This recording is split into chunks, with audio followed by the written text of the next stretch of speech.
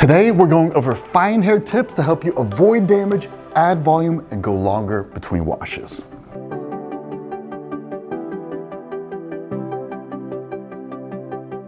If you have fine hair, you need to be super careful about the products that you pick. If they aren't a good match for fine hair, they're gonna throw your entire routine off and you won't be able to make any progress. Here at my salon, we test out every new product from the major brands. We get super excited whenever a new one comes out. A lot of the time, my stylists want to try them out on themselves, and for the ones with fine hair, sometimes that's an absolute disaster. When this Amica product first came out, we were excited and tried it right away. You're supposed to be able to put it on your hair, leave it on overnight, and while you sleep, it perfects your hair and makes it look amazing for when you wake up in the morning. One of my fine-haired stylists took this home the first day, tried it out on herself, and when she came in the next morning, she was like, "You can have this back." She usually goes 3 to 4 days between washes, which is really good for fine hair. That's right where you want to be. But with this, she had to wash her hair on the first day because it was so greasy and heavy. And when you have to wash on the first day, you can't really get a good hair routine going because you're constantly traumatizing your hair by adding product, stripping it out, adding product, stripping it out. Your hair never has a chance to recover. The moral of this story is that one heavy product will ruin your entire hair routine, even if you're doing everything else completely perfectly. So if you're one of those people stuck washing every day and you're like, oh, I could never go days between washes, my hair would get so gross, there's a good chance that you're using a product that's too heavy and throwing everything off. So how do you figure out if one of the products that you're using is way too heavy for your hair? I'm glad you asked. Let's go into it. You are going to perform what I have cleverly named, and I'm really proud of this, the heavy product test. The way that you're gonna do this is to do your exact normal hair routine, except you're going to leave out one product. Doesn't matter which product, just leave out one product. Over the next 24 hours, you're gonna keep an eye on your hair to see if it feels fresher and lighter, and if you're able to go an extra day or two between washes. And if it does stay fresher and cleaner and you're able to extend your wash out, you're gonna take that product, stop using it, completely stop using it. Now, what you're gonna do instead is replace that with a lighter version. And the problem here is, how do you know which one's a lighter version? And how do you know if that version's better than what you're using right now? To figure that out, you have to buy and test a whole bunch of products. And honestly, who has time for that? The answer is that I do. I have time for that because I own a salon and I love testing hair products.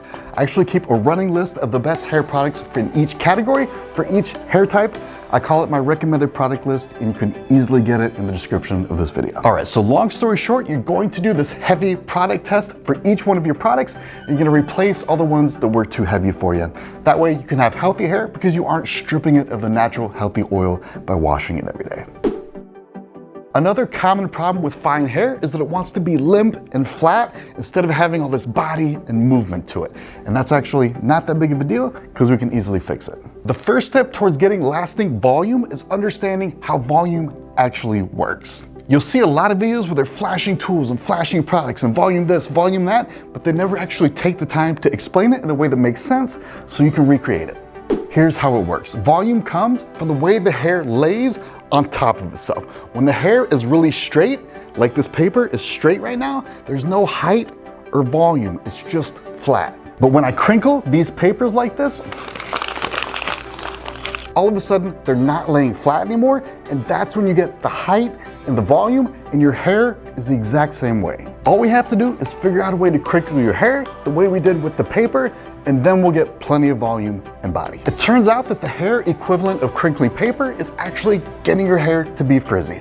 When hair is frizzy, it stacks high on top of itself instead of being flat, and that gives you height and volume. And we typically think of frizz as a bad thing, and it is. But for fine hair that usually has a pretty straight texture, which is why it lays so flat, it can actually be a decent way to get volume. I would never recommend this for most hair types, but for fine hair that's straight and struggles to get volume, I would recommend that you use a blow dry brush without ions when you're doing your hair. It's an easy way to introduce just a little bit of frizz, not too much, which gives you extra volume. For most hair types, ions are absolutely amazing because they make the hair come out super straight, super sleek, and super shiny. But if you struggle to get volume, you already naturally have that. So this is a really good option for you. It's totally fine to use a cheap blow dry brush like the Revlon because you don't need the top of the line that has the ions, but you are going to need something else.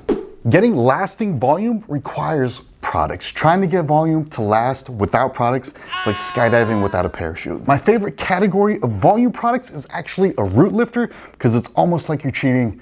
Let me show you how it works. Instead of making the hair frizzy, they actually coat the roots with an invisible barrier that creates space between the hairs, and that's what gives you the volume. You can kind of see this in the paper example here. The hair is still straight, just like the paper is still straight, but the root lifter puts little gaps between the hairs, which gives it much more volume. This gives you the best of both worlds. You don't have to go crazy frizzy. You can just do a little bit of frizz with your blow dry brush from not having ions, put the root lifter on, and then the hair is nice and sleek and shiny and straight. Here's how you can use it in less than 30 seconds. The goal is to coat the roots of your hair all around the crown, which is this top part right here. And you want to remember that you don't want to get it all over your hair. You only want it on the roots of your crown up here. The best way to do that is to almost do a whole bunch of mini parts in your hair.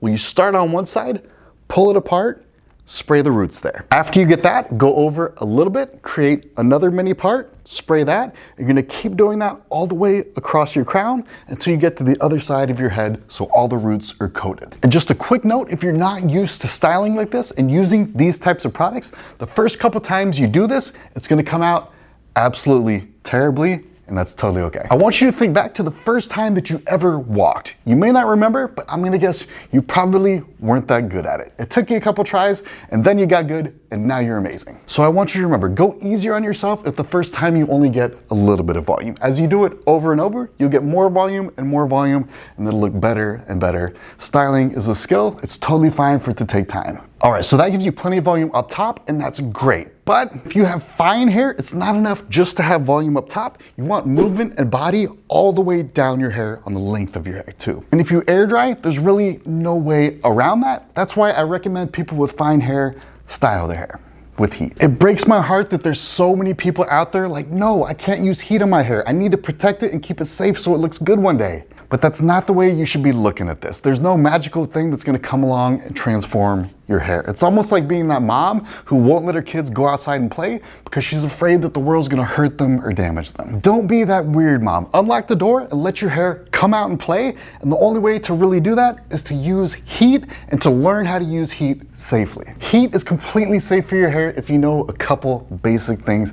I'm not asking, I'm begging you to please give this a shot. I have a tutorial right up here. Give it a chance. All right, so we talked about volume on top, and then we talked about body and movement on the bottom. Let me show you which products are best to get that. One of the best on the planet, and one of my favorites, is Redken's Big Blowout. What this does, it's gonna fluff up your hair almost like a pillow to give it more body and volume so it looks bigger than it actually is, but without any frizz. A lot of people like to overuse this, and for fine hair, that's a really bad thing to do. Like we said, fine hair is very sensitive to products. So all that you're gonna do is take a little bit of this, put a pea-sized amount in your palm, rub it together, and start working it up from your ends up to your mids. From there, all you have to do is use a wet brush to brush it through your hair, apply it evenly, detangles your hair as well, and then you're ready for your blow dryer or blow dry brush, but you need to use the right amount of heat. It's important to understand that different hair types need different amounts of heat. Coarse, frizzy hair needs a ton of heat to make it behave. But fine hair is typically relatively straight, and you don't need to go crazy with the heat. So when you're using your blow dryer or your blow dry brush, you don't need to use the hottest heat setting. Yes, it will save you time, but it's not really necessary. If you're not super experienced, don't use the highest heat setting. And when it comes to irons, you also don't need to use that much heat. I would recommend for something like this, go 375 to 400. Yes, that's a little bit higher than most people say, but remember, your hair probably struggles to hold a curl. So 375 to 400 is perfect for fine hair. Just make sure you don't leave it on your hair for more than 6 seconds. And if you're one of my fine hair people who really struggles to hold a curl, it's too much for this video, but I have an entire tutorial right up here. Check it out, it's pretty cool. And please, whatever you do, remember to use a heat protectant.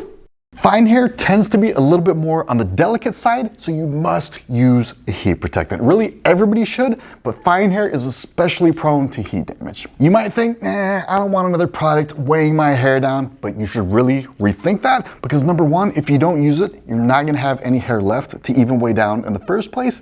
And second of all, heat protectants have come a really long way over the years. Heat protectants scare a lot of people because they think of it like hairspray and they think it's gonna be sticky and gooey and producty. But these water water-based ones today are absolutely amazing, 100% weightless, and you'll never know they're in your hair as long as you use the right amount. And on top of just protecting your hair, they're heat activated to add a shiny layer on the outside so your hair looks healthier, and whatever style you use this for, the style is going to last longer because it has hold. You're really mistreating your hair if you're using an iron without one of these. I am not asking, I am begging you, please use this if you were using an iron on your hair.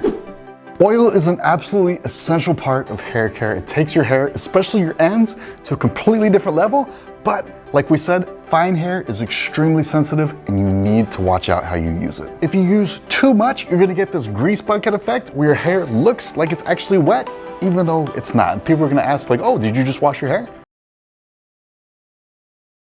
So let me show you how I apply oil to fine hair. And the first thing that you need to understand is that all oil is not the same. You need to use a light formulation, otherwise it's gonna weigh your hair down and make it limp and go against all that volume that we got you.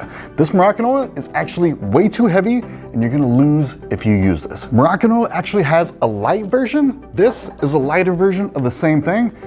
It's way too heavy. Don't use this either.